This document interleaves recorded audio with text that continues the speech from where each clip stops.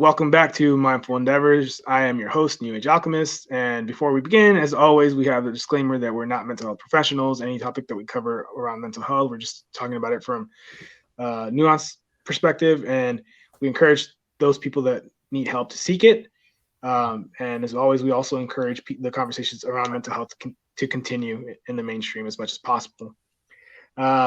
With that being said, if you do enjoy this video, make sure you share it, like it on Spotify and Apple Podcasts. Your support allows this to continue going. So our guest is a very close friend of the podcast, Anthony Rodriguez. You're basically my resident financial expert, so to speak, now, because you've been on here 3 times.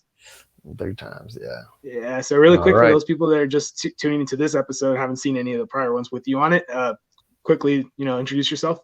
My name is Anthony Rodriguez. I'm a serial entrepreneur based out of California, and this is my good friend here. We've known each other for some time, since children, and yeah, I'm happy to be back on the podcast, and let's just talk about some interesting times that we're in right now. So yeah, very interesting times. So some might even call them chaotic, but we're not necessarily trying to stir up fear or anything like that. We're just trying to talk about everything from an objective standpoint. So yeah, right. So it's gonna be good. So so starting off, I'm pretty sure a bunch of people have noticed gas prices are going up. That's not the only thing that's going up. We got food going up, and in certain places there's food shortages. So yeah, that is definitely a thing. You hear a lot of the news up. They're talking about inflation. And, inflation is just a word to some people. They might not understand why people are freaking out over the idea like, there's more inflation, there's rising inflation. And should be cause to worry if you hear about, rising inflation, because that means your dollar isn't going as far as it previously was, and yeah, people might not see it like in your face, but just like, for instance, the price of gas, that would be caused by inflation as well, because your dollar doesn't go as far. You don't get as much gas for $1 or $2. So yeah, I think people are slowly catching on, like, hey, prices are rising. Like, yeah, that's inflation. That's what's happening. And, and so, some of that, like, because the thing about like gas, like, if it goes up just by supply and demand on its own without like taking inflation into account, prices of a lot of different goods go up, because that's the main way of transporting goods from point A to point B or wherever we need to go. And before we continue, like I got to make the point that this, most of the time we talk about like nature stuff and mental health stuff, but financial health, as I've said before, is mental health as well. You got to be. This is why we're talking about this, and this is why I always bring you on for these type of conversations. But so inflation, pretty much, like you said, like, it's kind of robbing you blind. Sneakily. So you're thinking, you put all this money in the bank. While it's sitting in the bank, it's becoming less and less valuable, and people don't realize that. So like, a lot of financial experts would advise people to put your money in investments. That would be purchasing a house, because as the price of inflation increases, your asset increases as well. So, buying a brand new car, that's a liability. It's a depreciating asset. So definitely, you hear a lot of conspiracy theorists like buying gold and those, but these are just, they're appreciating assets. You can hold on to them and they're going to hold their value. So yeah, I think a lot of misconception is that, save all this money, put all this money in the bank, where the actual rich people are putting their money in assets, real estate, land, businesses. That's where they're putting their money, because it's losing its value unless it's actually working for you.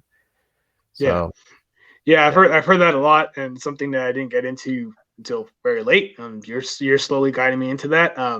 Again, we're not necessarily giving advice, but we're just talking about this. But like, I think it would be smart to invest in some kind of asset that will hold its value. Some people, invest in some controversial things like, firearms and stuff. Other people in gold and silver. Gold, people are doing crypto now. It's interesting, a whole nother world, crypto, and so it's just a lot of ways people are investing their money. But definitely going the investment route is better than just saving all of your money. So yeah, and inflation really, like we said, it was sneaky because it can really come up from behind, because like literally it could happen within a week, within a couple of days. A price of an apple would be $1 a pound on one day, and then all of a sudden it'll be like $2 a pound or something. And yeah, it can be cents. It's just a couple cents here, a couple cents there. You don't realize, but yeah, that it's adding up. Yeah. Yeah, and it's something that's been going on for a while, right? And most of the time, it's at a rate where it's like, okay, it's like you said, it's not noticeable, it's a few cents, but now it's adding up, and if anything, it's kind of happening a little bit faster right now. Yeah. COVID definitely did. There were some logistics into that kind of messed up, and they also factor in. The supply chain, like and like even in the fishing world, like there's a demand for certain type of baits has gone up even higher, mostly because people are fishing more, and they're finding out a certain type of technique, and they want to invest in that technique. So now the supply for that is severely low for whatever reason because of the demand. Yeah, it's funny. So I've been recently coaching like third and fourth graders in football, like flag football. So for my team, they gave us like 2 little footballs for us to practice with, but they're supposed to give us like 4 footballs. So then I, asked like, oh, what are the other 2 footballs? Because we have a little team, we need footballs. And they said, we actually have there's a worldwide football shortage. And I was like, really? So you can't, like, the normal size footballs, there's a shortage in them. I was like, interesting. Like there's like little niche, I guess, yeah, things like that, like footballs. I guess there's a shortage in footballs. So I was like, oh, I did not know that. But I think that might be attributed to like the shortage in raw materials, right? Like to actually produce different things. Yeah. And then I think a couple months ago we had a shortage in wood, lumber, like stuff like that. It's like you start paying attention, like, oh, these are actually essential. We need wood still for a lot of things that we do. Well, in this situation, I guess certain leather goods are not being produced as much. Just these little things that are creating hiccups in the supply chain, like you start to see on the day to day. But and then the fact that like those raw materials like are scarce. So like for example, like you're talking about lumber. I mean, lumber is pretty much used in almost damn near anything, furniture, and building a house. So houses or any type of construction really would go up purely because of the raw materials, not so much because of the labor. Oh, actually, I just thought of another one. Because I have a car dealership. I sell cars right now. There's a shortage of chips that go inside cars. So I don't know if you heard about that. Like that's another one. Supply chain. A chip that goes in a car is slowing down production of a whole vehicle. So I've heard about that because that shortage is also in computers. Like people want to build their own computers, they can't build them because of the Intel processor, which is the chips. Yeah. So I wonder where, and then like you got to think like, what are the like repercussions of something like that? Like if you need to mine it and it's in some third world country, like what are the governments doing to try to get a hold of those resources? And I don't know exactly where to get these actual materials. What is it? Is it lithium, or what is it that they're looking? Do you know about that, or what is it? What's the actual in terms of the chip itself? I'm not too sure what goes into that. I know because of COVID, like, factories had to, shut down. Like, one of the things that got hit the most in the fishing world would be like the reels, right? Like the actual, what you throw your line on. Yeah. And that was because like for example, Japan had a much stricter lockdown, right? So they shut down production. So they really didn't produce as many, or they were having trouble keeping up. And then you also had I think there were some issues with the actual import of those goods as well because of COVID. Like, they're the biggest exporters of those. Is that what it was? Certain types of the more popular ones, yeah, for sure. Oh, yeah. Okay. Like some of them are made in like Taiwan, Malaysia, but again, depending on how the lockdowns were going. Yeah.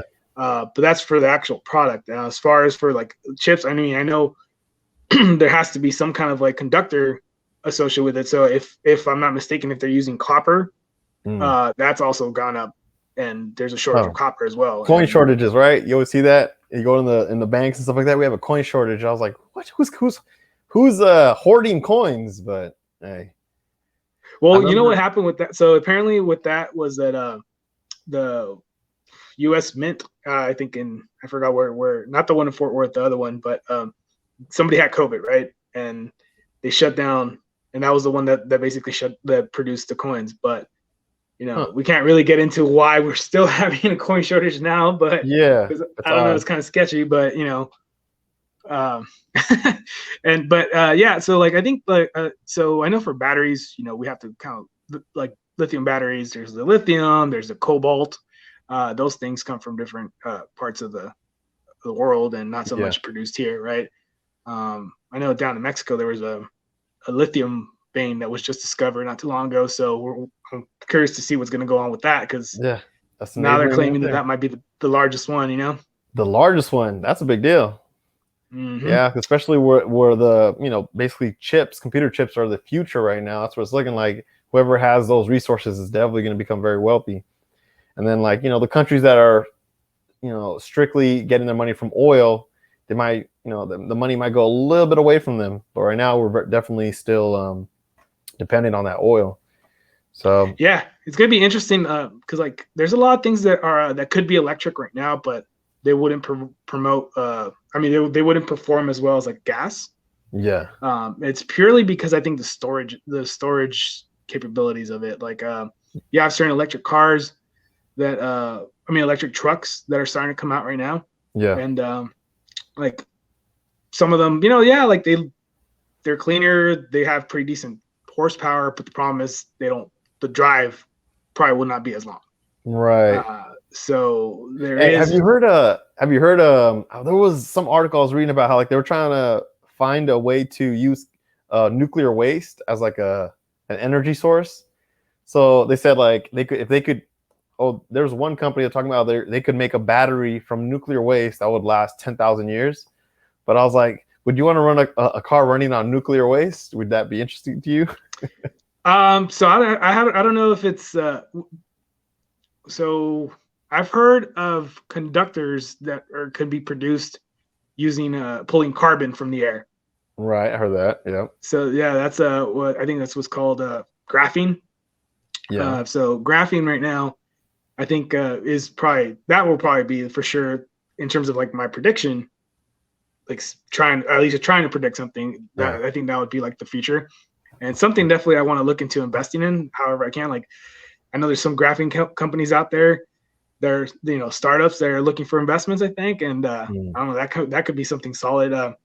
And I heard there is a technology in Texas that's called net power. I think I might be getting this wrong, but the concept is essentially like using nuclear reactions to basically pull carbon from the air.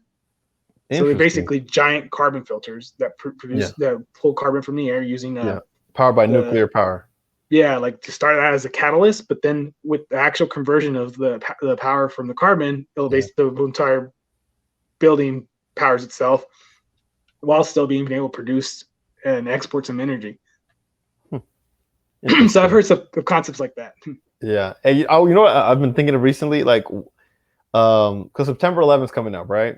September 11th, 2001, when the World Trade Towers went down. That was like 20 years ago, right? Mm-hmm. So I wonder, like, what are they gonna say 20 years from now about this whole COVID situation and how like everything is handled? What the history books are gonna say? I find that interesting. I was thinking about that as well. Yeah, it's gonna be interesting because it's really hard to talk about that without getting into politics because it's very tied to that. But it's gonna be interesting because I mean, the reactions. It's a historical time for sure. So yeah, and it's really interesting because like we had reactions to the pandemic, and some disagreed, some agreed, some said we should have gone worse, some said we should have never really been locked down. So it's gonna be interesting, like to see that in the history books, like from now, like and I also kind of like thought about like something like the Spanish flu. Like imagine like the people dealing with like the Spanish flu during that time where it was just indiscriminately killing a bunch of people. Yeah. So and how that's been talked about. So it's really interesting. But another thing that's really not so this is not necessarily an inflated good, not necessarily. I mean the inflation is hitting it, but used cars and used trucks. I know you know about that. Like especially Oh used yeah. trucks, like they're holding their value right now. Oh yeah, they are for sure. Yeah, they Yeah, because are. I was looking at getting a truck for a kayak, and I mean I'm looking at like a 2002, 2003, just something as simple as like a Ford Ranger, and it's like Yeah. it's almost in like the tens of thousands. Really? Well, you're in Texas. Trucks in Texas are also valued a little bit different than the rest of the country. That's for Oh yeah, sure. so Yeah. how like a typical truck, what would like a used truck like maybe like 3 or 4 years old? What do you think would be like in I terms mean, of I like would a just say percentage? like if you were to get a truck like in Texas versus California, it's probably maybe the markup in Texas might be maybe up to 1,000, maybe 1,500 more over there than down here. Mm-hmm.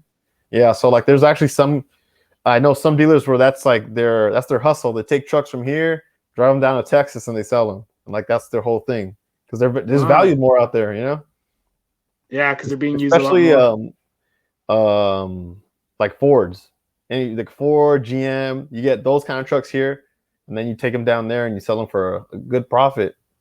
So Mm. yeah, it's just a little different out there. Yeah, Yeah, dude, and like they're just I think just trucks in demand are just they're just in demand for some odd reason. Like, like yeah. I and mean, like even used cars just in general, like I mean Camrys, like, they always like Toyotas, Hondas, better than anybody else. They always held their values their like as a value, used yeah, really car. well. But I've seen them go a little bit higher, like maybe like 2 or 3K higher than what they should be. Yeah, yeah. Well, it's the reliability, especially in times right now. Because one of the interesting things we found out during the lockdown and everything, like even with the stock market, is that people the way they used their money was they went to Home Depot, AutoZone, Pet Boys, these places because they'd rather work on what they have now. So people are repairing their houses, repairing their cars, instead of purchasing other vehicles. So there's a more emphasis on having reliable vehicles. So I mean, if you have the reliable brand like Toyota or whatever it may be, you're gonna put more money toward that. So Toyota they're just known for being reliable. So that's where the markup happens. Now, right now, for the inflationary times that we're dealing with, do you recommend buying a new car? Oh nah, never.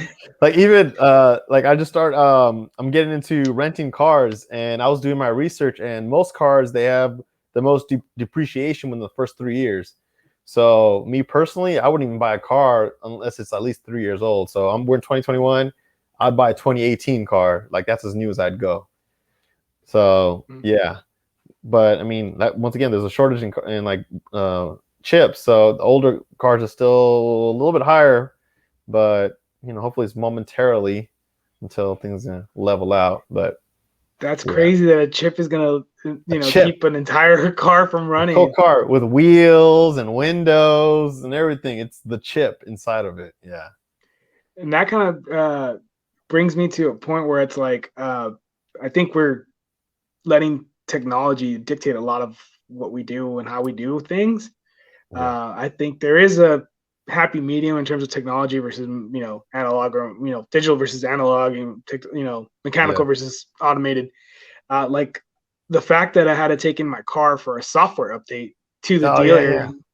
That's how it is now. Hey, you know what? I like the idea of that because now that everybody's talking about these chips, that basically a Tesla is just basically a computer. The way they just send updates straight from, they just airdrop it or they're over the Wi-Fi or whatever, and they just update the vehicle. I heard people, because I don't own a Tesla, but I heard people say like a Tesla's more of a computer than a car, and because I'm into like I sell cars, and I'm into the auto industry. There's a company that rents. They just do rentals. They have a bunch of Teslas and they rent them. And the only maintenance they need is windshield wipers and tires. That's it. There's no tune-ups. That's it. Just every couple of miles or 1,000 miles, you put new windshield wipers in and new tires, and that's it. I'm like, that seems pretty attractive to me. But I'm pretty sure there's software updates on those things. Yeah, true. That is true. That's the thing about, because I mean I work in tech, right? So that's the one thing that I don't like. Uh, I've seen servers just go down for no apparent reason, and we just bring them back up, and it's like, what happened? We don't really know. Sometimes a little tiny outage or like power outage kill the entire server. Sometimes like that But to me is yeah, kind of scary, which is why I would like I don't like. I mean, I can appreciate the fact that there's all these bells and whistles in a car, especially a Tesla, which Right. can. There's, I think, it could basically almost drive itself to a certain degree, right? Like, I mean, you Right. can Yeah. program that thing to like dance and stuff. Oh Like, yeah. Yeah. Yeah.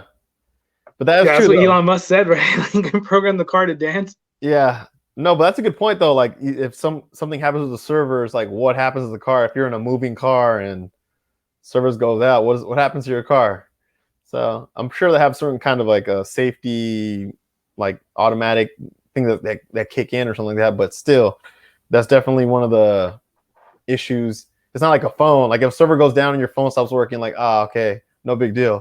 But if you're moving, flying on down a freeway in a 6,000-pound vehicle or 3,000-pound vehicle and it just turns off, it's a problem. So Yeah, dude. And I mean, I always imagine me trying to like run away from something like a bear or I don't know something, and then the little key fob not working at that time to open the freaking car, and then like I didn't get mauled yeah, by the bear. yeah, And I yeah. get Yeah, so I always thought about that. So in 1997 is I believe is the first year they started putting like the little computers inside the cars. So that's when like you could actually start scanning the cars and see the car will tell you whatever the issue is. So if you get a car that's 1996 and older, they don't have to worry about chips. it's So purely mechanical, right? yeah, so that might I be mean, interesting. I mean, purely mechanical doesn't necessarily mean that there's no electricity running through it. I mean, because like even like the Right, cars in the '80s still had a battery, like, and right, some of them you yeah, still had like automatic windows and stuff. yeah, true, Which which is like where like I'm okay there. But yeah. once I have to keep taking my car for a software update, I'm like, yeah. Yeah, yeah, yeah. You want to be self-reliant more instead of like, yeah, definitely. I'm more about independence. Like, can I fix this? Let me YouTube this real quick. Oh, okay, cool. Instead of like, now you got to bring it to us. We'll fix it for you. Yeah, Yeah. and granted that so that's the thing also I think with the BMW, like I've heard a lot of BMW, well, during the time, like back in 2009, that a lot of people were not happy with the fact that you have to kind of like if you do some kind of maintenance to BMW, I think after models after 2009, you have to actually take them to a tuner and Mm, a tuner that actually knows about European cars or something like right. that. So it's Yeah. oftentimes a dealer. Yeah. Like Yeah. so there's all that and there's no autonomy anymore where it's like even like I used to drive a Ford Focus Mm-hmm. and for the air filter I couldn't do the air filter on my own. I mean I eventually figured out like where it was just this giant unit Uh-huh. from where the air filter normally goes on top of the engine all the way Yeah. to the bottom of right next to the axle, Yeah.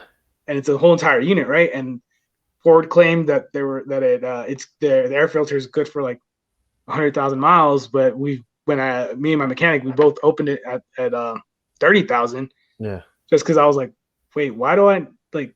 I feel like I need to do an filter. I mean, an air filter Yeah. change because it's been 30,000 miles. Yeah. So we opened it and it's just this giant box with like a sponge for an air filter, and we're like, huh, interesting. Yeah.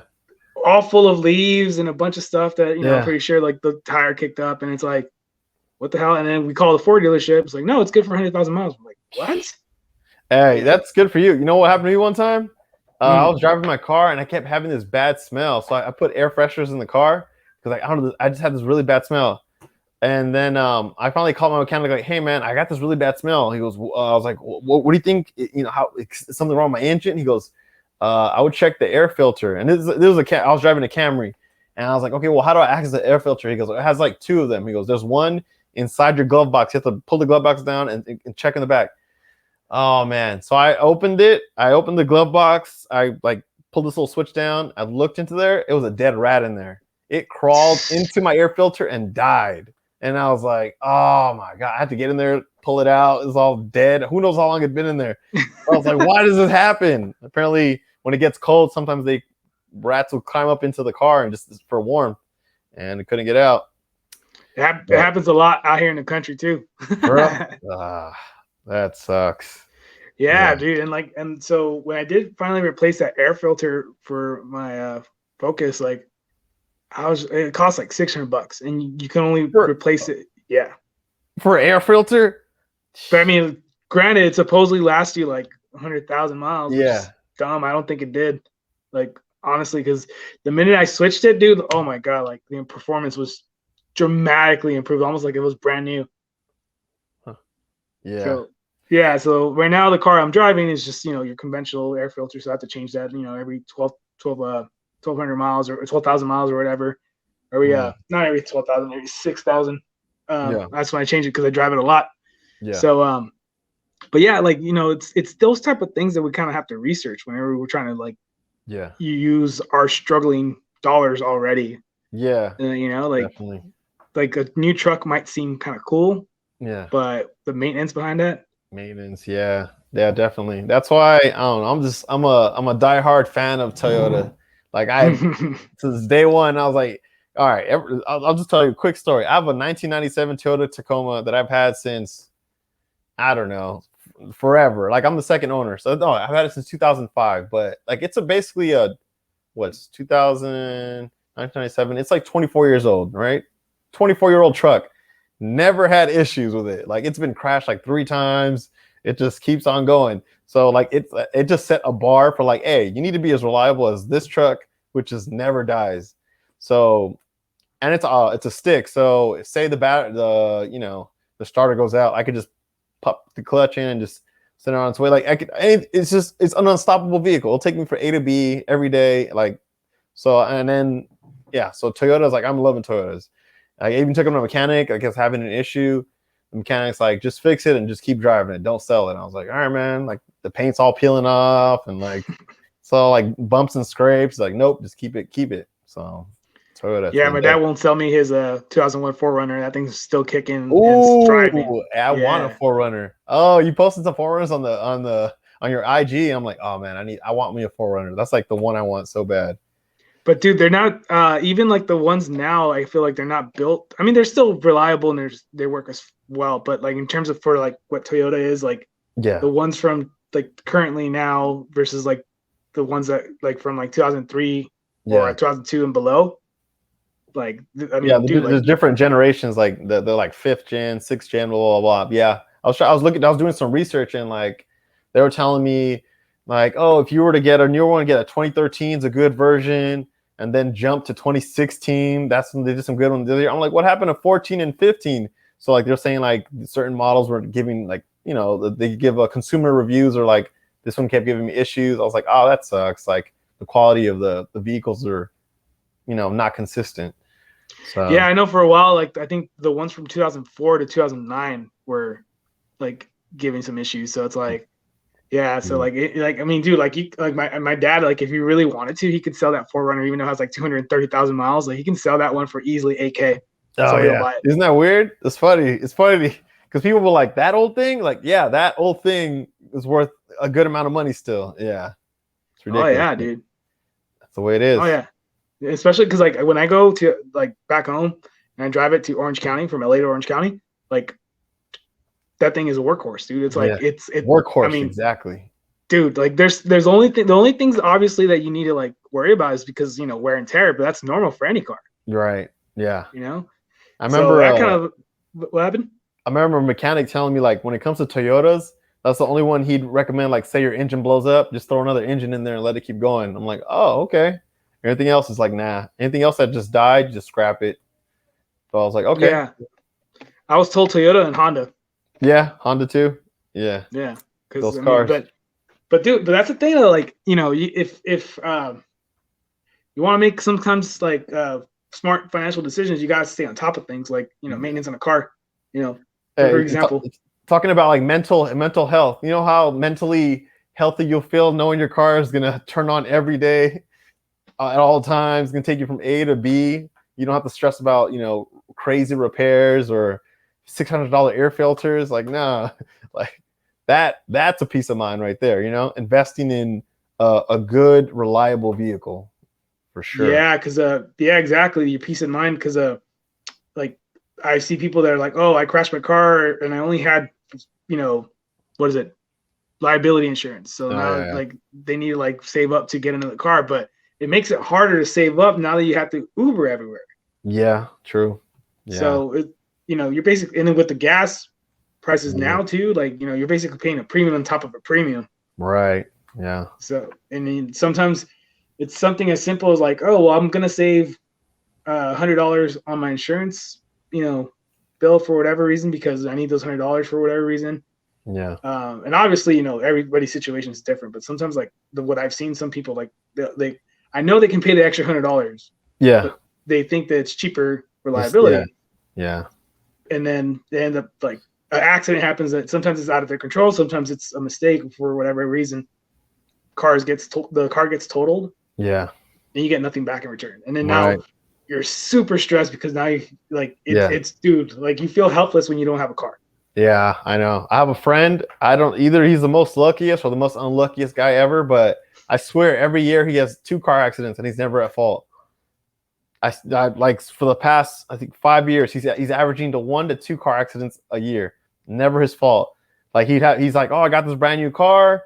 I was at a stoplight. Girl behind me was texting and driving, rear-ended me, totaled my car. I'm like, geez. He goes, I was making a left. The guy was once again texting and driving, T-boned me. I was like, Jesus. And I think like his last one he got was a police officer was he was off duty, reversing in his car and just backed into his car. And it was a police officer, off-duty police officer. And I was like, how does it keep happening to you? But he has full coverage, so they pay for all his damages and stuff like that. And I'm like, gee, I mean, that full coverage really comes in handy. But I'm like, how do you keep getting these accidents? But definitely, yeah. I mean, I learned from people around me, so it's like, yeah, I'm never skimping out on car insurance. Never skimping out on maintenance. Like that's one thing that people sometimes delay, and it's like, no, I'm just gonna keep on top of that thing, and then do my research when it comes to like getting a new car, like or when it comes to getting a car or just getting anything. But yeah, like it's like you said from the start of this podcast, is about making sound investments. People, that's the best chance that we have to kind of like guard against inflation, really. Yeah. I mean, I personally like now. I'll buy food for like 2 weeks ahead of time, 2-3 weeks ahead of time. And if I see because that's what my fridge can hold in terms of freezing it. Yeah. I'm still kind of blowing through my COVID rations right now because it's already going to be about a year since I've had them. Yeah, you gotta eat them up. Yeah, so I gotta eat them up, and then that's kind of what happened. Put it on weight for the winter. I'm hoping it's a good kind of weight, man, because I don't want to get chunky again. I'm actually slimming down a little bit, but I'm trying to cut down a little bit on the cheeks. Oh yeah, for sure. Yeah, that's where everybody sees the cheeks, huh? Something you can hide it with some loose clothing, but the cheeks, that's where they all see it. Yeah. They'll see the cheeks and the neck, dude. They don't see that line. It's like, oh no, like you're getting a little heavy. Ah, snap.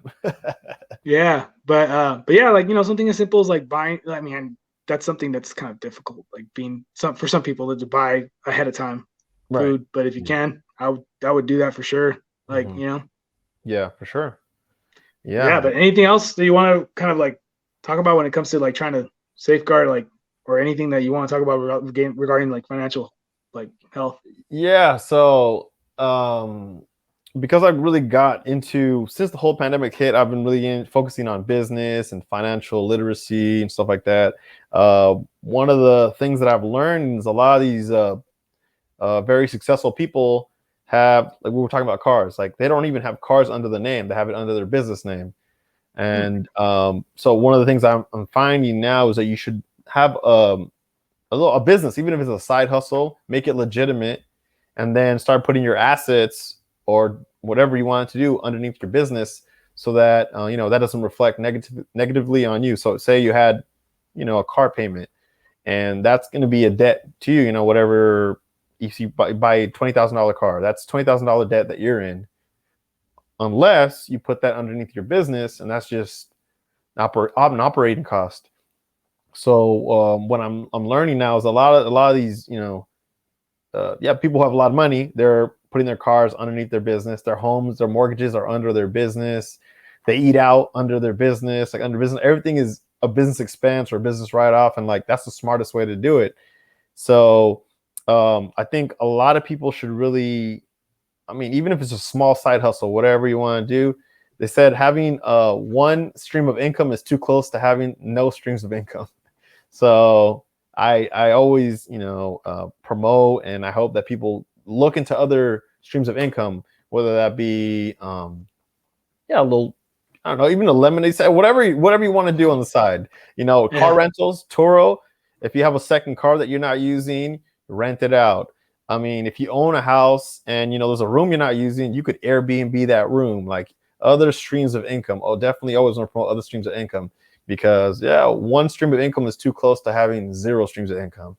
So businesses. You may not think whatever little hustle you might sell muffins, once a year. That could be a business that you do. Come Thanksgiving or Christmas, you sell muffins. That's your little business.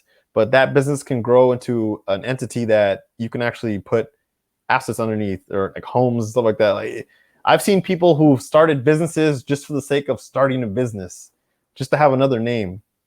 And one thing I've learned is some people will get credit cards solely under their business name, and they have nothing under their own personal file. You can have a perfect credit score, but you have credit cards for your business. You buy everything under your business, pay for your rent, pay your mortgage, pay your car note, everything under your business.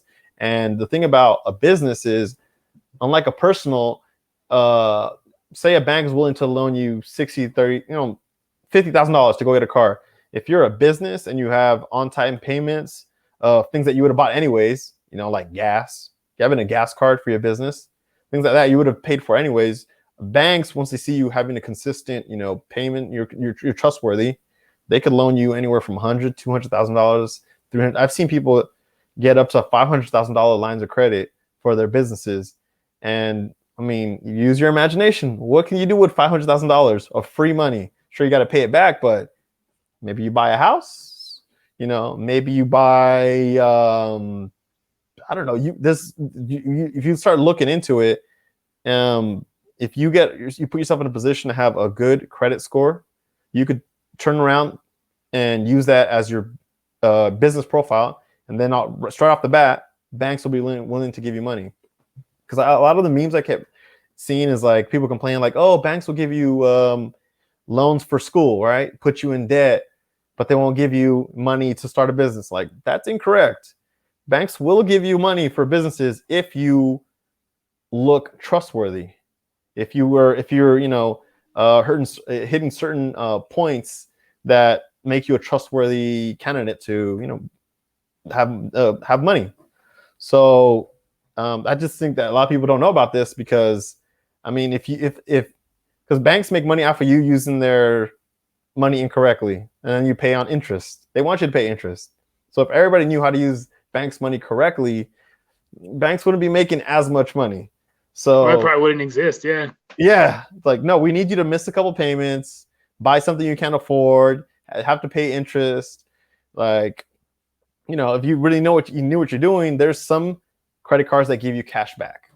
So say you go to the grocery store and these are purchases you would have done with your debit card anyways. You go and purchase those bananas or rice or bread, but with a cash back card. Now you're making 1-2% back on your cash back card. So that credit card's giving you money. Now, say you wanted to, say you have a big loan coming up and you don't have the money. Technically, there's certain 0% cards that, they don't charge you interest for 12, 15 months. If something you can pay within a year, like, hey, that's a credit card that can help you pay for that. Like, you just got to educate yourself on what these cards do and how you're going to use them. And I mean, they only benefit you if you use it properly.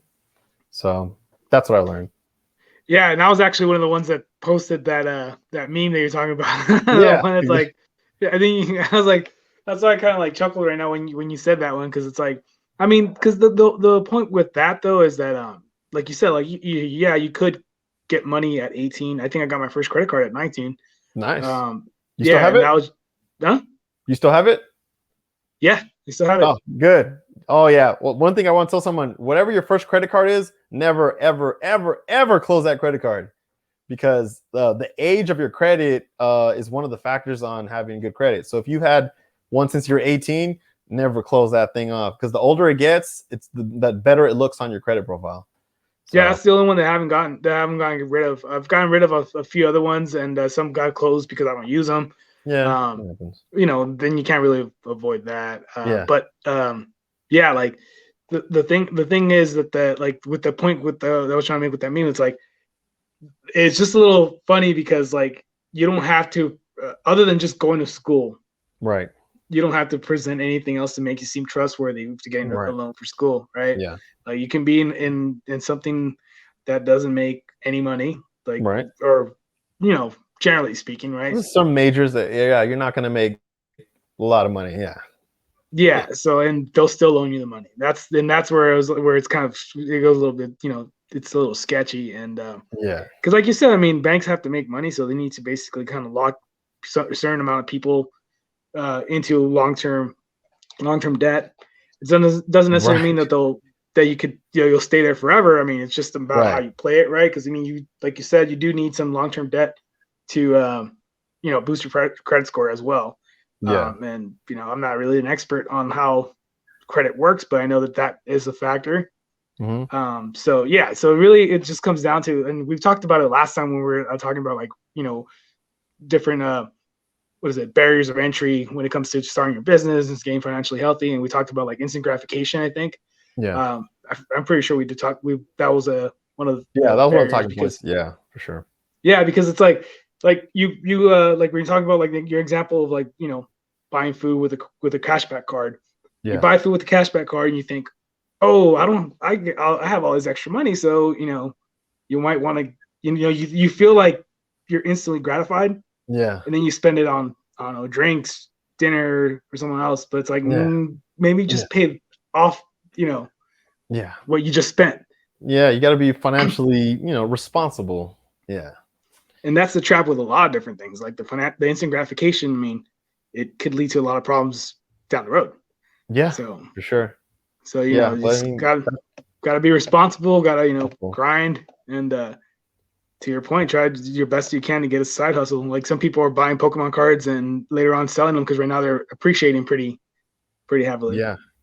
Yeah. So I mean, like one crazy idea was say you were into Pokemon cards. Once again, I'm not a financial advisor, but I don't know at what rate these things are appreciating. But say you were to buy that Pokemon card and you on a credit card that there's no interest for 12 to 15 months.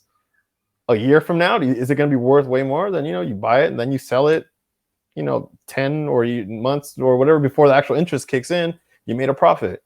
Well, people do that already with these credit cards for whatever the flip is that they're interested. I've even seen people buy houses on credit cards, like, and then you're like, oh, it's a good hustle because you're using money that you didn't have to buy an asset that's appreciating, and then you're paying off the credit card. So that's like a win-win. Of course, you have to do your due diligence, find the right property. You don't want like a straight up disaster in your hands, but I mean, that's you're taking a financial risk. However, if you did your due diligence, that's a come up, So just something to think about, some people think about. Yeah. So if I'm understanding correctly, what I'm hearing you say is that you gotta do the work. Research. Yeah. Research. It doesn't come easy just because we talk about, what benefits you can get. They don't come easy. It doesn't come easy. So yeah, now I always think this is like a fascinating concept. Like you could literally have no money, ask the banks for some money. Obviously your credit profile looks good. You take that money and then you turn it into something that makes you money and then pay the banks off. So you can start with nothing essentially. And then the banks will give you money to make something or make something out of it. You just reminded me of a story. So one of the people, actually we're still doing business with them, like my family and stuff, that we rent like chairs, jumpers, and things like that from, like party supplies, right? Mm-hmm. So that guy, eventually he moved his business, so we don't do as much business with him anymore. But the dude, hustler for sure, because like I'm pretty sure, I forgot what country he's from, but he came from a different country here. When 9/11 happened, he immediately went. I mean, it's kind of a messed up thing to say, but like, no, well, not really, because like he went to downtown LA, bought a giant pack of American flags for like $30 or something like that. They were ridiculously cheap, like a pack of like 10 or something like that. No, not even 10, probably a little bit more than that. 20. They're like little tiny like American flags, probably like no bigger than like 6 by like 2 or something. Yeah. When he was just literally posted up on the street corner selling the flags, and he was selling them for like $5 a piece. Nice. Yeah, and like he was he was suddenly like, yeah, when I see different things like this, other things that I know want to sell, like I have no problem or no shame in like standing like on a street corner and selling these things if they're gonna sell. Yeah. And then at the time when he was telling that story, he talked about like eventually, through sacrifice, like I made sure that I only ate what I needed to eat. I didn't try to overeat. I didn't try to like go out of my way. Yeah. I provided for my kids and everything, and then started buying party supplies, and stuff, and then started renting them out. And then when that started getting money, getting money, then I still had my work, and then I was still cleaning like offices like on the side, and then doing this, and then every time you would see like something to sell, he would go and buy like bulk and then resell it. Yeah. Bought his first house. That's amazing. Where's he at now? Where's this guy at now? Well, from the time when he told me that story, this was like 5 years ago, maybe 6. He had 6 houses basically paying each other. And he was barely paying any rent on his. Like the one, like he had 6 houses, and the one that he was living on, he was barely paying anything. And like he was like, to be honest, like I just do the party supply rentals now just as more to kind of keep me busy and still make a little bit of extra money. That guy's gonna be unstoppable. Yeah, hey, good for him. Yeah, I like stories like that. That's a hustler's mentality right there. Yeah, and I don't know where he's at now, but it's like, dude, like that. I mean, I'm pretty sure he's not gonna go anywhere but up. Yeah, for sure. I mean, he sounds definitely responsible, financially responsible. So, I don't see how he could make that mistake. He said he has multiple houses now. Yeah, he has the blueprint. He knows what to do. Yeah. Yeah, and one thing, just to end this topic on a positive note, like even though like there's inflation and stuff like that, there should, I mean, I've as far as I've seen, as far as I've been alive, I've seen people making money during the time of some kind of recession, like in 2008. Some people made money. Yeah. There should always be an opportunity, and we should just, like I said, do our diligence.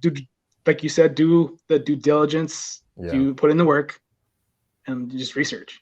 Yeah, for sure. So speaking of putting in work, how's that Brazilian Jiu Jitsu going? All right, so check this out. I started May 2021. I started Jiu Jitsu, and I knew a little bit going in what to expect. I mean, you were talking to me about it, and so I already had like an idea of what was going to happen. What I found most interesting about it is that Jiu Jitsu is such a cerebral martial art. A lot of thinking has to go into it. It's physical, obviously. You're grabbing, you're grappling, and all that, but it's very cerebral. But you got to think about your next move. Think about, if I do this, are they going to do that? And one thing I've learned as the session's gone along is that it's less brute force, more technique. That's one thing I found. So I remember like my first day, I seen a girl just like strangle a guy out with his own arm, and I was like, all right, I'm gonna avoid the girls for the first couple. I just didn't look for girls. Like luckily no girls wanted to spar me, because I was like, oh man, I do not want to get strangled, because they're tough. Those girls are tough. But I remember my first day. I mean, I was talking to a black belt, and he said, we'll spar. Because the first half is they teach you a technique. Second half you spar. And like he literally put me in he put himself in a compromised position and said, all right, go ahead, do your worst to me. And I could do nothing to this guy. And then within seconds, he flipped the switch, and now I was getting choked out. Like it's brutal. It's a brutal thing, but it's fun. It's fun. I would say that. It's definitely one of those things that does not come easy. No. You definitely get humbled when your first experience doing it. Yeah. I had a probably 105 girl literally use her own body weight to pick me up, and I was like 215 at the time. Wow. Use her body weight, pick me up like at least 6 inches off the ground, slam me back down, and then kind of turn it back into an armbar. No way. She was a purple belt, so she's already been there for a while. Oh yeah, those purple belts. Yeah. The way, because from what I understand, like once you get to a blue belt, like you should be able to take out any normal person, except people who know what they're doing. We're in the jiu-jitsu. So like my goal is like to get there. I heard some people say 3 years to become a blue belt. I heard Jocko Willink, the Navy SEAL, he did it in 9 months. But I mean, he's a monster, so 9 months for him. Yeah. Yeah. I mean, so that's the one sport that, I mean, it's not even a sport. The martial art I mean, yeah, it can be a sport, right? But the martial, that's the one thing that you cannot rush. And if somebody like gives you a time, like if you go walk into some school and you tell them how long is it going to take for me to go from white to blue, and if they give you a time limit, it's probably not a good school. Yeah. I think we briefly talked about that in the last episode. Like, it's not a good school because you really do. It's one of those things that you have to be really patient. I mean, and you have sometimes in open challenges, open tournaments where you have a white belt tapping out a purple belt because the white belt. Yeah. And it's nothing to say bad about the purple belt the purple belt in itself, but it's just like, okay, this person has been, grinding and out, rolling every day in, day out, and, putting a lot of practice in. He's not really focused on the ascension of the belt colors. He's just more focused on like, okay, I want to tap people out. Yeah. So, that's the way I see it. Like the belt, just kind of just shows your level of understanding. It's like if you're a blue belt, your level of proficiency in these techniques and understanding what's happening, that they're just saying like, usually within 3 years, you'll understand these concepts so well that, you earn your blue belt. So I'm like, all right, so it's going to take me around that long to fully understand the concepts and how to move around and all like that. So I'm like, all right. I'm learning. I'm learning. Because generally speaking, if you're a purple belt, you can basically compete with anybody. I mean, I've seen and I've rolled with people that have gone into like national tournaments that are purple belts. Yeah. And that's why you don't really see a whole lot of black belts. This is one of those things where if somebody claims they're a black belt just right off the bat, it's kind of more likely it's just a bunch of BS because there's very few far in between black belts, because it's one of those things where it's like people don't necessarily get their black belt until like 10, 15 years. Some people never even get it. Yeah, I know. I met a 12-year black belt, and then I met a 12-year brown belt. I was like, all right, so you guys are both 12 years. One's a brown, one's a black. So I'm just like, okay, that's a long while going at this. But there's this guy. You ever heard of? His name is Nick Rodriguez. You ever heard of him? You ever heard of John Donaher? Yeah. Okay, so one of his students' name is Nick Rodriguez, and they call him the black belt killer. So this dude is a blue belt, and apparently he just submits all these black belts. So if you look it up on YouTube, this guy, I guess he has a wrestling background. Then he got into Jiu Jitsu, and then with that wrestling background, those guys they excel pretty fast. And he's a blue belt, and they call him the black belt killer because he was taking black belts out because that wrestling base definitely gives you a leg up against people who don't have that, So and I remember when you first were looking into it, you asked me like, "Hey, is it true that wrestlers have an advantage in jiu-jitsu?" I'm like, "You have no idea." Yeah, definitely. Yeah. So even with like a basic understanding, I have a basic understanding wrestling just a little bit. They always ask me like, "Hey, do you do any wrestling?" I was like, "No wrestling." Everybody's like, "You do wrestling?" I was like, "No." But like they want to know because like that wrestling is like you have a little extra something. So yeah. Well, it's because a lot of it. So wrestling is another thing that you can't. No random person is gonna walk in and just automatically be good. That's kind of a movie type of thing, Yeah. Same thing with fighting. Same thing with anything related to the martial arts, like boxing. Like a fast puncher is a fast puncher because he has his technique down solid. Like that's the reason why he's a fast puncher. A good striker for kickboxing or even Muay Thai is a good striker because of the fact that the technique is perfect, and there is a physics involved into all that stuff, but you have to work the technique to really unlock your body as much as possible. There's people that I see at different gyms. I'm not going to call a gym specifically out on them, but there's people that I see at the gym that like, just because they go in and they see a bag, they think they need to kill the bag. Like, it's like you're just coming off the street. You have no idea like how to punch. Some of these people, like they see boxing and they think, okay, I know how to throw a jab, but it's like, do you really? Like, just overall, a lot of people, well, not, I don't know about a lot, but there's a good amount of people that think they know how to fight. And then you get into like, well, for me, jiu-jitsu or someone, maybe boxing, then you start realizing like, oh, this is a little bit more complicated than what it looks like. It's not just wild swinging. Like there's technique, there's angles, there's timing. So that's just I guess just a certain bit of ignorance, or well, maybe movies, maybe just movies. It's like, oh, I saw it in the movie, you know, I know a little karate or something. Hey, you know, like one of the it's both my favorite and kind of I cringe when I see it. My favorite series on Netflix, Cobra Kai. Oh yeah, oh yeah.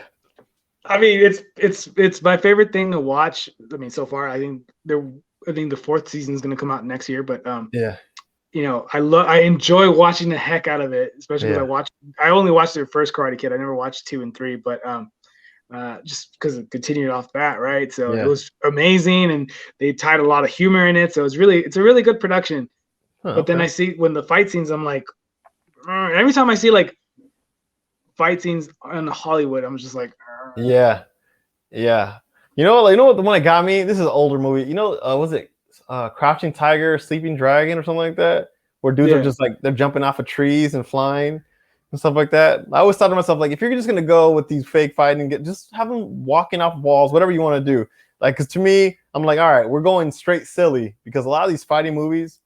I mean, I'm looking back at like a Jackie Chan movie and stuff like that. I'm like, now knowing a little bit more than I know, I'm like, Jackie Chan, you really can't just beat 20 guys like that. It's not that easy, you know? I mean, sad to say, like, even a Bruce Lee movie, you're like, oh, Bruce Lee, you really can't take out that many guys just that easily.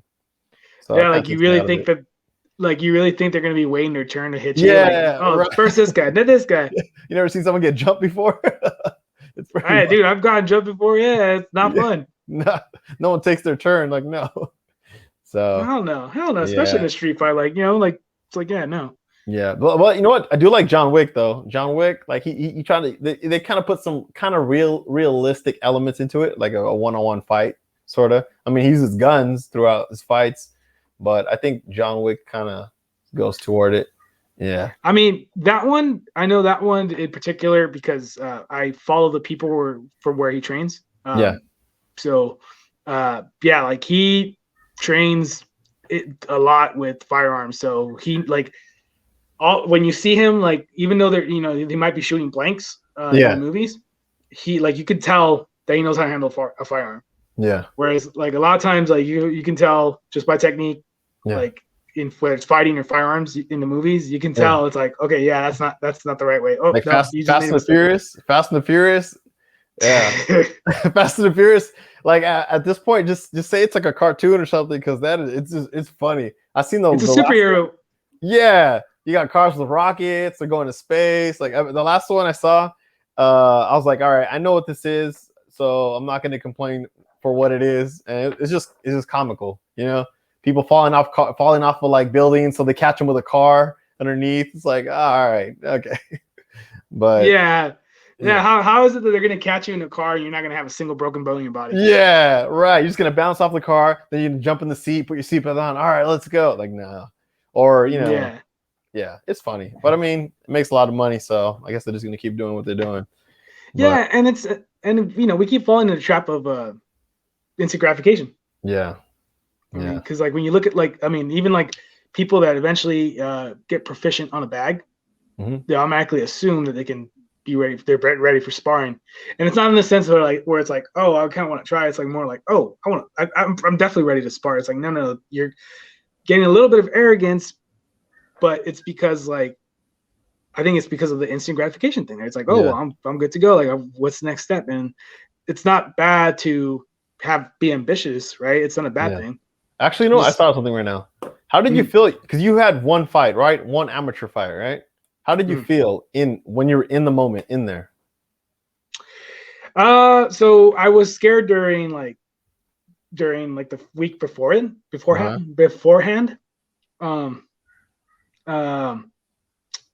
don't know, dude. It's like it wasn't intimidating because of the fact that like the guy that I wasn't finding the right guy. It was a last minute switch, and it was just like after the fact where it's like I think I was thinking like, oh shit, this dude has a ground game, and I was still like starting off on my ground game, so I was like, oh fuck. Well, wait, how many seconds into it you're like, oh man, so you were nervous straight from the jump, or a couple seconds into? Yeah, because like when I was getting ready, when I walked into the ring, my legs were pretty shaky. Really? Yeah, Dang. Was that adrenaline or fear? I think both, dude. A mixture of Yeah. both. Yeah. Yeah, yeah. Because Interesting. I mean, it was one of those things where it's like, oh shit. Okay. Even my first time sparring, to be honest, like I felt the same way. Like Yeah. my first time like doing a hard spar, Yeah. um, felt the same way. Like it felt like I was just like, oh man, am I gonna get kicked? I mean, we had headgear, but I mean, I don't Yeah. like really It's still sparring with headgear. dangerous. Yeah. Yeah. Well, I mean, it's just like the headgear because it's like so close, and then you start sweating. Like if they hit you and you're fine, like they hit you with a light punch, it kind of goes to the side, so then now you Ah. can't see very well. Hmm. So that's kind of why I don't necessarily like headgear. But I mean, I still have to wear it. But still, like it was a little bit intimidating. Like maybe when they first shot for my legs, I was like, fudge. Yeah, I was like, yeah. At that point, I was like, oh, this is real. Like Yeah, this is real. Damn, that's yeah, exciting. I don't know, man. I might give one a go. See, the only thing is I'm just literally just doing jujitsu, so I would think I would need to practice on some kind of stand up of some sort, just a little bit, you know, something. But yeah, yeah, it'd be interesting, just just once, just to see what happens. yeah. I'm actually curious. So I found a boxing gym that actually produces boxers and stuff. Hmm. So I mean, so I've been told. I don't know. Right. I'm gonna check it out, and I'm considering trying to go into amateur boxing and Oh eventually maybe, snap! yeah. Yeah. Hopefully, it's not too late, but No. I I'm mean, considering it. just get in there, just get one fight, just do it. I mean, you have one MMA fight on your bucket list. That's cool. That's big. It's a big deal. So yeah.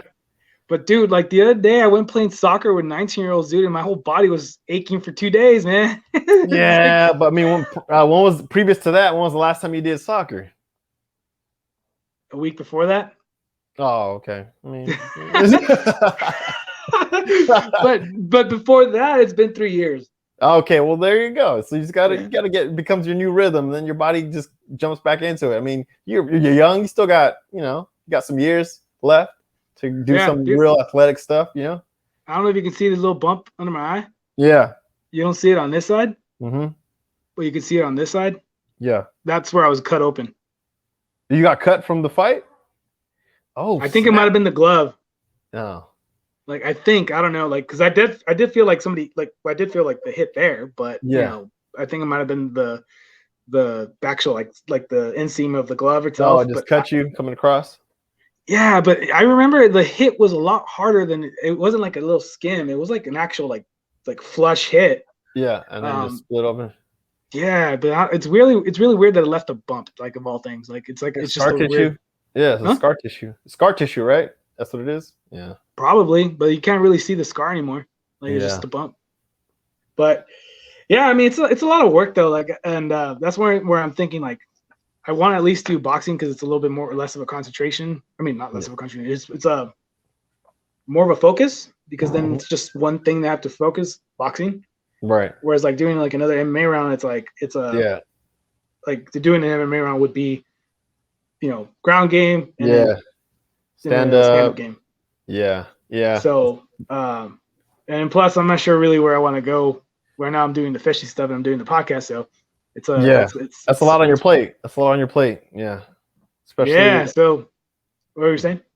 I mean, yeah, that's definitely a lot on your plate. I was thinking the same thing too. Like I'm doing jiu-jitsu right now, I'm doing all these other businesses. Like if you wanted to get into like MMA, there's so many facets of that whole sport that is just a lot to take on right now. Maybe if you were 18 right out of high school, maybe you could do all that. But I think boxing, the concept is pretty basic. I would think like boxing versus Muay Thai.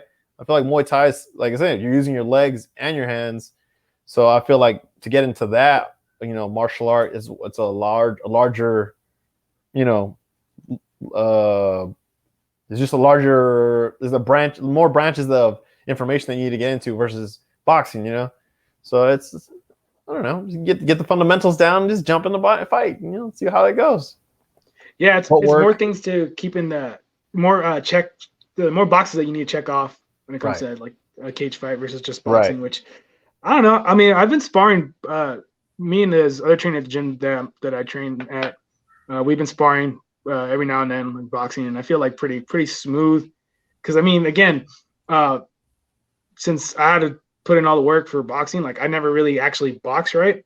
Yeah. But like one thing that I don't like, it's like this. I think who's the one that said this? Might have been Bruce Lee. I don't know. But basically said like I don't fear the man that knows 1,000 punches. I fear the man that only that knows one punch but has practiced it 1,000 times. Oh yeah, I heard that one. Yeah, I see that. I mean, it goes to what we're saying about instant gratification because again, it's something I see too where people want to know a bunch of combos and think that people that know a bunch of combos like, oh, you know, they're really good, but it's like at the end of the day, like I saw one of his fights. I mean, all the combos that he knew, he wasn't throwing them. I mean, he was only throwing a few sets here and there. When I've sparred, I've mostly just thrown the jab. Yeah. So it's like, and that's what's like. You work on one solid punch, and even if it seems boring, work on it. When you're tired, work on it. You know, it's efficient. It's the grind, it could be very efficient and effective. Just using that jab. Yeah. Well, I've seen a lot of professionals win just because they have an amazing jab. So it must be something to it. Speaking of jab, did you see that Jake Paul and Tyron Woodley? I saw it. See, I don't know. My conspiracy theory mind starts going like, was this rigged or what? I don't know. You know, maybe he's like, hey, you're gonna get the biggest payday of your life. You know, just don't knock me out. Who knows? I don't know. I don't know. I don't know, man. Woodley looked like he was trying to kill him, dude. Yeah, that's true. I mean, because that's the thing that it's a little unrelated, but it's somewhat related. So that's the thing that I was telling people all the time. It's like, yeah, Jake Paul won the fight, like, because again, it's a boxing match, points count. Yeah. But like at the same time, it's like you have Woodley who can throw hands, like he has power, right? He can use his body efficiently to generate that power. But in that one, I think it was round 3 where he hit him with an overhand right, caught him clean, knocked him against the ropes, right?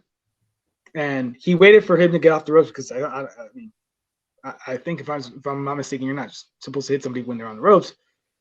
At least not like the way he was. But he was also like kind of leaning down like really bad. So it was almost like he was on the ground, and he didn't punch him then. So Jake Paul gets back up, and he's still dazed, right? Because you could still tell like he was still feeling the hit.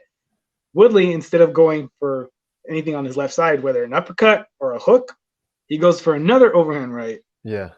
And then basically misses the mark and hits him in the shoulder. Yeah. And it's one of those things where like the reason why he lost the fight is because he didn't throw anything, very little, other than the overhand right. Yeah, so I'm saying that's why I'm like, this guy knows how to finish people. So that's why my brain goes, interesting. That's all. Just wondering. Yeah. But I don't know. Well, I mean, he wants to run it back. They could run it back. I mean, Woodley got paid. Apparently, one of the biggest paydays of his career. $2 million. Jake Paul obviously gets paid. He gets to continue doing this boxing thing. So I don't know. Seems like a win-win for both of them. So yeah, but I mean, at this point, you know, the dude knows how to market himself. Yeah, he does. Obviously. Yeah. If he really wants to go as a pro boxer, wants to really be that, he's eventually going to have to fight some amateur boxing people. See, yeah, I don't think he wants to be an actual boxer. I think he wants to be rich. I think that's what he wants to be. Yeah, and again, it goes to the instant gratification. You know, once that. Yeah. The instant gratification, like the hard path, is going the amateur route. You probably would get knocked out, murked a little bit. Exactly. And you know, So the way I see it, I think he's just. I'll give this to him. The Logan Paul and Jake Paul, they're excellent marketers of themselves. They know how to market themselves well. That is definitely a lot of business moves that they're doing. So I see that as like this whole thing is a business move, and they're doing a good job at it. I'll say that. Oh yeah, they're doing a great controversy. Yeah, it's good. They're good. I'll give them that. All right, we went a little bit over, but you know, we kind of I think we covered a lot of our bases that we wanted to cover. We covered a lot. Yeah, definitely. Yeah, especially with the business side of things. I mean, we were a little off like on a tangent, but yeah, we found our way. Yeah, we got our way back. But it's all related though. That's the thing. Like, it's all related. That's why like One of the things that I do like about this podcast, even though we have like bullet points, right? We had 2 today, which was the Jiu Jitsu and then the inflation. But you know, like the way the conversation flows is what I'm really looking for. Right. Sometimes, generally speaking, like the podcast, sometimes it's a little bit more outdoors oriented versus mental health. Right. Sometimes a little bit more mental health versus outdoors. But again, like I bring on stuff like for cooking and then financial advice because, I mean, not financial advice, but financial conversations because they all encompass some form of, you know, either release mental decompression or just, you know, they relate to mental health. Right. I hear that. Like we were talking about, man, being without a car sucks, especially when you're not in the city. Oh yeah. Well, you have car problems right now? No, I don't have a car problem. I was about to say, damn. No, I'm good. Oh, okay. Cool. But yeah, all right, man. Well, yeah, we're 10 minutes over, but that's okay. That's all right. Anything else you want to add before we go off, or anything? Any last closing remarks or anything? Oh yeah, check out my watch brand. It's called Roman Watches. ROMN watches.com. It's my company. It's a watch company. So go help support, buy yourself a watch, nice piece. And once again, thank you for having me on. It's been fun, good talks, and hopefully we get to see each other soon in real life. I know you're all the way in Texas. Well, you were here in California not too long ago, weren't you? I was only there for 2 days. Oh yeah, there you go. Yeah. But yeah, next time we'll meet up. Definitely, man. Like hell, and hopefully, you know, survive the fires, obviously, because you know those are always a thing come summertime in California. Yeah. So, yeah, wish you well, man. And yeah, so so the ROM watches, right? ROMN. ROMN RomanWatches.com. Yeah. Roman watches. Okay. Yeah. That's awesome. All right, All cool. right. All right, everybody. Again, thank you for staying on. They're listening or watching on YouTube or you know any media with video. As always, like I said in the beginning, you know, sharing if you like this, like, comment, and share it. Your support will helps these conversations to keep going, and you know, like we're gonna keep improving and everything. And we're still on a low budget setup, but I'm still trying to get that ramped up to a little bit more higher quality. But you know, it's a work in progress. But thank you all for sticking around. All right, bye. See you guys.